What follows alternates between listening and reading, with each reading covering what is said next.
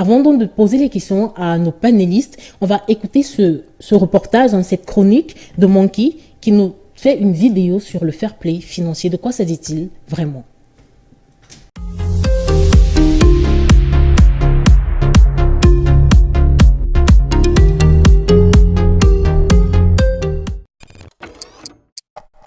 Pour moi, le fair play financier, la vérité, c'est pas juste. Le principe du fair play financier, c'est d'aider les clubs, ce n'est pas de les tuer ni de les punir. En s'offrant Neymar pour 222 millions d'euros et Kylian Mbappé pour 180 millions, le PSG a-t-il enfreint les règles du fair play financier? Vaste question. Mais au fait... Le fair play financier, c'est une règle que l'UEFA, l'instance dirigeante du football européen, a instaurée en 2011. Le principe est simple. Pour pouvoir participer à une compétition européenne, un club de foot n'a pas le droit d'avoir de dette. Et pour enfoncer le clou, en 2013, nouvelle règle, un club n'a pas le droit de dépenser plus que ce qu'il gagne. Bon, il y a une petite tolérance, on est dans le foot, hein. Donc, à 30 millions de déficit par saison, ça passe. Et c'est donc le respect de ces deux règles qu'on appelle le fair play financier. Le fair play financier a été inventé pour garantir une certaine équité entre les différents clubs de foot européens. Pourquoi? Eh bien parce qu'en 2008, on a vu débarquer à la tête des clubs européens non plus des investisseurs privés, mais carrément des États.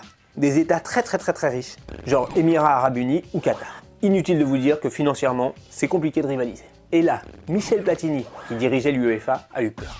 Et s'est dit, ils vont tuer la concurrence, ils vont tuer le foot, il faut que je les en empêche. Et c'est ainsi qu'est né le fair play financier, censé éviter que les prix des transferts n'explosent. 222 millions. Oups, raté. En achetant à Monaco pour 180 millions un joueur de 18 ans, le PSG a fait exploser le marché des transferts. Et ça, c'est pas hyper fair play. Je vous explique.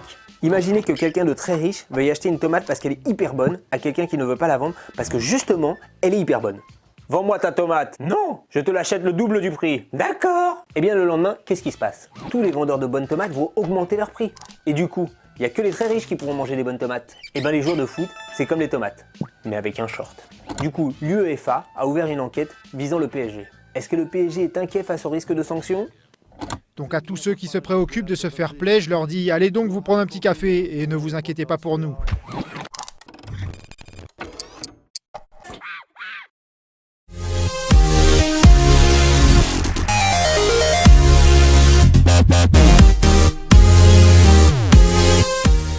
De retour sur notre plateau, je suis avec mes invités, je le rappelle, avec Francis Longuéné et Pierre Toukoulou, Tattoo Vibes, comme on l'appelle affectueusement. Et je vais vous poser la question, après avoir regardé cette vidéo de la chronique de Monkey, dites-moi, qu'est-ce que c'est réellement le fair play financier, Franck? Simplement, le fair play financier, c'est une règle qui a été mise en place par l'UEFA sous l'ère Platini.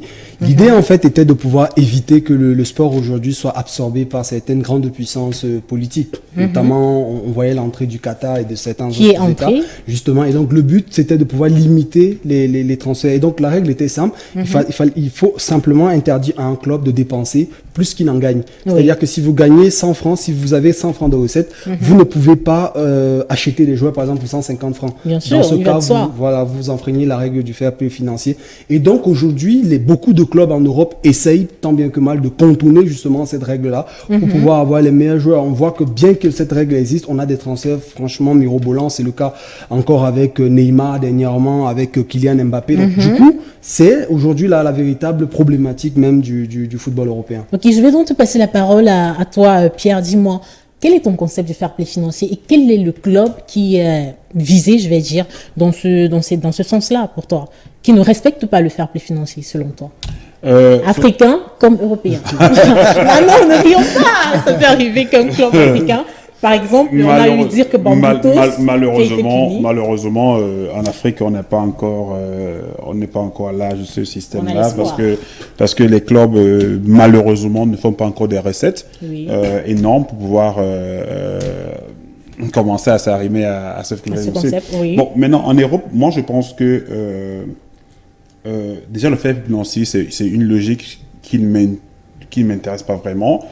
M'intéresse, c'est-à-dire que je suis un peu contre le fair play financier parce que l'idée d'un businessman qui a une équipe de football, c'est d'avoir les meilleurs éléments, les meilleures armes pour être champion. Oui. Ok. Oui. Maintenant, si lui, il arrive à investir, à trouver des partenaires, parce qu'après, on va nous raconter que une compagnie offshore dans un paradis fiscal gère l'image du PSG ou bien de Monaco, comme récemment avec le cas Monaco, Oui. a sorti un contrat de, je sais pas, 2 millions de dollars où il fallait épuiser cet argent en payant X, Y, Z. Oui. Et qu'on vient nous dire après que non, c'est pas cet argent qui doit être utilisé pour acheter les joueurs.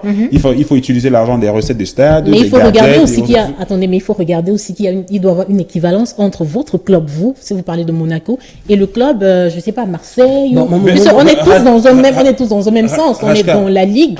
Moi, mon problème, même au Cameroun, je dis ça tous les jours. Le problème, c'est que quand on est businessman, quand on a une entreprise, on doit faire tout pour que cette entreprise prospère. Toujours dans ce même sens de fair play financier, nous allons regarder cette vidéo de Football Leaks qui parle de l'affaire du PSG. Regardons et retrouvons-nous tout de suite.